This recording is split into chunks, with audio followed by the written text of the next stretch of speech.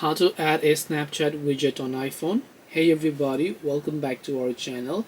In today's video I will guide you on how you can basically add a Snapchat widget on iPhone, so make sure to watch the video till the very end. So if you want to add a Snapchat widget on your iPhone, it's actually quite very simple to do so, because all you have to do is just find out the empty space on your home screen where you might want to add a widget and just long press on that empty space. Then tap the plus icon from the top and make sure that you are logged into Snapchat and you also have the Snapchat app downloaded. Select that Snapchat application and there are different sort of designs of this Snapchat that you might want. So you can just tap on add widget and then choose to add it wherever you like. This way you should be able to add a Snapchat widget on iPhone. Hope this video is very helpful.